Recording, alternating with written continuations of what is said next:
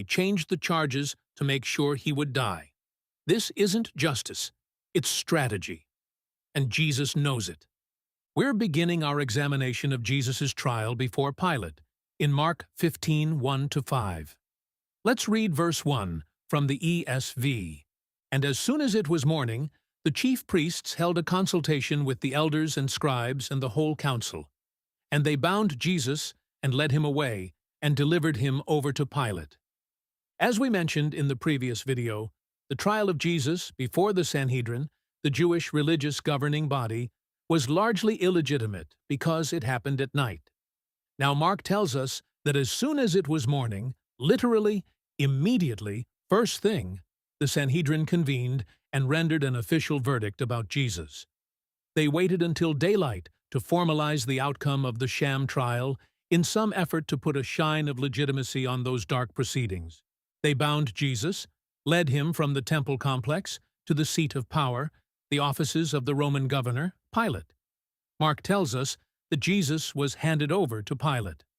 Custody of Jesus was transferred from the Jewish religious authorities to the Roman secular authority. Why did they do this? Because under the Roman occupation of Jerusalem and Judea, the Sanhedrin didn't have the authority to impose the death penalty. They had to petition the Roman authority and get a Roman conviction and death sentence to fulfill their plans to be rid of Jesus. Look at verse 2. And Pilate asked him, "Are you the king of the Jews?" And he answered him, "You have said so."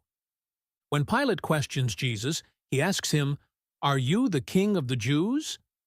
This is a very different question than the high priest posed in the middle of the previous night.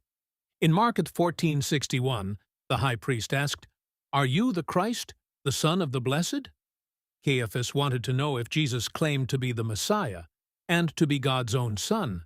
And in Mark 14:61, we saw that the Sanhedrin's charge against Jesus was that he was guilty of blasphemy. But Pilate doesn't care about Jewish religion, the Jewish God, or anyone's claim to be the Messiah, so long as it doesn't make problems for Roman governance. So Pilate's question, "Are you the king of the Jews?" gets to the heart of Roman concern. Is this guy making a claim to ruling authority in this region, in conflict with the ultimate power of Rome and its emperor? "Are you the king of the Jews?" is asking, are you claiming that you are the rightful authority in this place and over these people? If Jesus answers yes, it would be an act of insurrection against Roman authority. And what was Jesus' answer? He said, "You have said so." His answer is a bit perplexing and requires some consideration. First, the words themselves. The Greek words translated, "you have said so," are sou legeus and are most literally translated as, "you say." There are three basic ways to interpret that phrase. Because the verb is in the present tense, it could mean, "you say it," or "you are saying it." The third way to interpret it is the way the ESV has done, as a historic present, meaning, "you said it," or "you have said it." There is no concrete grammatical way to be certain of which option should apply here, and it requires some subjective choice by the reader. Allow me to make a suggestion. Pilate is the judge here, and 100% of the power rests in his hands. Jesus' answer to Pilate's question, while neither a concrete yes or no, acknowledges that reality and puts the onus on Pilate, the judge. Jesus hasn't called himself King of the Jews. Only Pilate has said those words, and Jesus' reply to his question throws it right back in Pilate's lap. You are saying it, and you're the judge here. I guess you'll decide whether I am or am not the King of the Jews.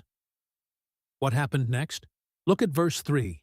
And the chief priests accused him of many things. Based on the reaction of the chief priests, how do you think they felt the trial was going? Were they happy with it so far? It certainly doesn't look like it.